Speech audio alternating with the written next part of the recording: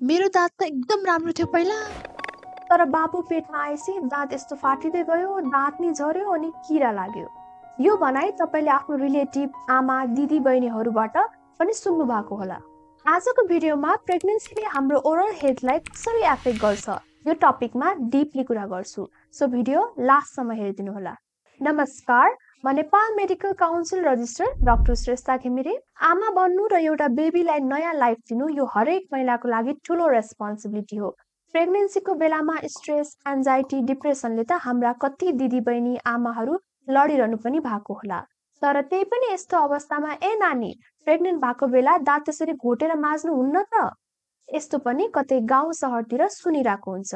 आज म प्रेग्नेन्सी र यो बेला हुने दाँत र गिजाको समस्या र यसको समाधानको बारेमा कुरा गर्न गइरहेको छु। यो कुरा एउटा प्रेग्नेन्ट महिलाले मात्र नभई उहाँको हस्बेन्ड, दाइ, भाइ, बुवाले पनि बुझ्नुपर्ने कुरा हो। सबैभन्दा इम्पोर्टेन्ट कुरा, प्रेग्नेन्सीको बेला हजुरले आफ्नो शरीरको साथसाथै आफ्नो दाँत र मुखको पनि हेरचाह गर्नुपर्छ। किनभने दाँत गिजा स्वस्थ नभए लो बर्थ वेट अनि सिरियस कम्प्लिकेसन जस्तै प्रिक्लाम्सिया, स्टिल बर्थ, मिसक्यारेजसम्म हुन सक्छ। यो सुन्दा हजुरहरूलाई सकिङ लाग्यो होला, तर मेडिकल साइन्सले यो प्रुभ गरिसकेको छ। हर्मोनल चेन्जेसले गर्दा के हुन्छ भने प्रेग्नेन्ट हुँदा तपाईको हर्मोन बढी भएको कारणले गिजा सुन्निने, गिजाबाट रगत आउने जस्ता समस्या देखिन सक्छन्, जसलाई जिन्जिभाइटिस भनिन्छ। स्टडिजहरूको अनुसार प्रेग्नेन्सीको बेलामा मुखमा डिजिज कजिङ ब्याक्टेरियाको संख्या धेरै हुन्छ, जसले जिन्जिभाइटिस गराउँछ। गम ब्लिडिङ, त्यसैले यो बेला ब्रस फ्लस गर्नु एकदम जरुरी छ। तर यदि ब्रस गर्दा भमिट होला जस्तो हुन्छ भने के गर्ने? सानो ब्रस युज गर्नु, टाउको तल यसरी ब्रस गर्नुस् अनि धेरै स्ट्रङ स्मेल नभएको टुथपेस्ट जसमा फ्लोराइड छ त्यो युज गर्नुस्। दाँत सिरिङ्ग र किरा लाग्ने, यसको साथसाथै प्रेग्नेन्ट हुँदा दाँत सिरिङ्ग हुने र दाँतमा किरा लाग्ने समस्या नि बढी देखिने गर्छ।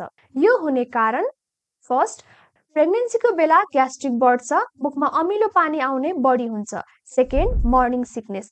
तपाईहरुलाई त थाहा छँदैछ होला, यो मर्निङ सिकनेस भनेको बिहान मात्र उल्टी नभएर जति बेला पनि उल्टी आउन सक्छ। प्रेग्नेन्सीको बेलामा चाहिँ भमिट भइरहन्छ। तर यो भमिटले गर्दा कसरी समस्या देखाउँछ भन्दा यो भमिट तपाईको पेटबाट आएको हुनाले पेटसँगै एसिड पनि निस्केको हुन्छ। यो एसिड चाहिँ तपाईको दाँतमा कन्टिन्युअस एक्सपोजर भइरहेको हुन्छ, जसले गर्दा तपाईको दाँत पातलो गरेर सेन्सिटिभिटी र किरा लाग्ने समस्या बढाउँछ। इम्पोर्टेन्ट टिप, भमिट गर्नु लगत्तै आफ्नो दाँत ब्रस नगर्नुहोला। यसको साटो डेन्टिस्टको सल्लाह अनुसार माउथ वास युज गर्नुहोला। Third, cravings. कसैलाई गुलियो, कसैलाई अमिलो वा एसिडिक फुड, यसले पनि टुथ डिग्रेडेसन गराउँछ। अब यहाँ एउटा मिथ बस्ट गर्दिम। बेबीले आमाको क्याल्सियम लिएर आमाको दाँत कमजोर बनाउँछ। यो गलत हो। तपाईको शरीरसँगै तपाईको दाँत र गिजामा पनि प्रेग्नेन्सीको बेला चेन्जेस देखिन्छ। तर यसमा बेबीको दोष छैन अनि बच्चाले तपाईको क्याल्सियम लिएर तपाईको दाँत कमजोर गर्ने भन्ने हुँदैन। तर यस, यदि तपाईले आफ्नो डेन्टल हेल्थ नेग्लेक्ट गर्नुभयो भने बरु बेबीलाई नि प्रब्लम्स हुन सक्छ। त्यसैले प्रिभेन्टिभ केयर एकदम इम्पोर्टेन्ट छ। So if you are pregnant or planning to get pregnant, dental checkup पहिले गराउनु होला। Because if your teeth and gums are healthy, then तपाईको बच्चाको पनि oral health राम्रो हुन्छ। अब कुरा गरौँ के प्रोसिजर गर्न मिल्छ। फर्स्ट, लेट्स अन्डरस्ट्यान्ड अबाउट प्रेग्नेन्सीमा भनिने ट्राइमेस्टर्स।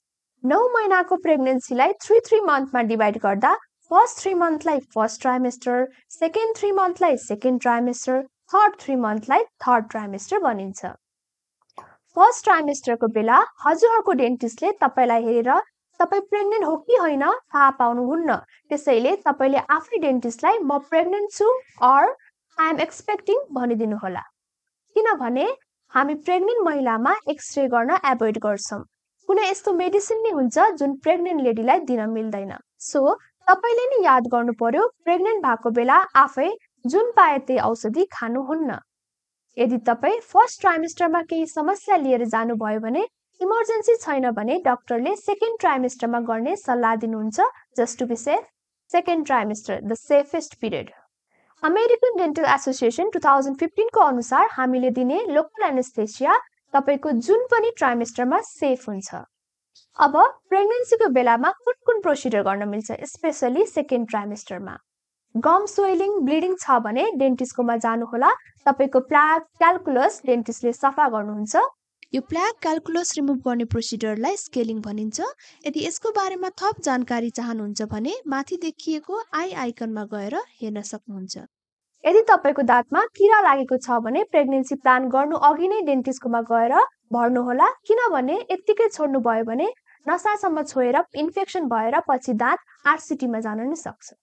सेकेन्ड ट्राइमेस्टरमा आरसिटी पनि गर्न सकिन्छ। यो चाहिँ मोस्ट सेफेस्ट टाइम भएको कारणले गर्दाखेरि इमर्जेन्सी दाँत निकाल्नु छ भने पनि सेकेन्ड ट्राइमेस्टरमा गर्न सक्नुहुन्छ, तर यसको लागि आफ्नो गाइनेकोलोजिस्ट डाक्टरसँग नै एकचोटि कन्सल्ट गर्नुहोला। कस्मेटिक प्रोसिजर जस्तै ब्लिचिङ, क्राउन, भिनर्सहरू हाल्न परेमा हजुरहरूलाई चाहिँ म प्रेग्नेन्सीको केही टाइम पछि गर्न सल्लाह दिन्छु। अर्को भनेको ब्रेसेस। प्रेग्नेन्सीको केही टाइम पछि ब्रेसेस लाउनु भएको राम्रो, किनभने प्रेग्नेन्सीको बेला हार्मोनल चेन्जेस हुन्छ र मुख र दाँत सफा राख्न गाह्रो हुन्छ। कति बेला डेन्टिस्टकोमा जान नेसेसरी छ। इमर्जेन्सी डेन्टल पेनहरूको लागि चाहिँ तुरुन्तै आफ्नो डेन्टिस्टकोमा जानुहोला। Severe toothache, swelling, infection signs, bleeding that won't stop. So husband, brother, फादरहरू प्रेग्नेन्सीको बेला आफ्नो वाइफ, सिस्टर, डटरको साथ दिनुहोला र उहाँहरूको body changes, mood swings, oral health, general हेल्थमा पनि ध्यान दिनुहोला। हजुरहरूको लागि की टेकअवेज भनेको यो बेला हजुरहरूले ध्यान दिनुपर्ने कुरा डेली ब्रस र फ्लस गर्नु, regular dental checkups specially before pregnancy, healthy diet maintain गर्नु। कुनै डेन्टल प्रोसिजर गर्दै हुनुहुन्छ भने डेन्टिस्टलाई आफू प्रेग्नेन्ट हुनुहुन्छ भने भनिदिनुहोला, इमर्जेन्सीमा अभोइड नगर्नु। I appreciate your support and I am proud of you all mothers, fathers, caring and giving life to a little one. यदि यो भिडियो हेल्पफुल लाग्यो भने लाइक गरिदिनुहोला, सेयर गरिदिनुहोला। प्रेग्नेन्ट भएको वा प्रेग्नेन्सी प्लान गरिरहनु भएको आफ्नो दिदी, बहिनी, रिलेटिभ्सहरूलाई अनि कमेन्टमा लेखिदिनुहोला तपाईले प्रेग्नेन्सीको बेला ओरल हेल्थमा के कस्तो चेन्जेस देख्नुभयो र तपाईको एक्सपिरियन्स कस्तो थियो। सब्स्क्राइब गरिदिनुहोला for more dental health related कन्टेन्टको लागि। Take care, stay healthy, by.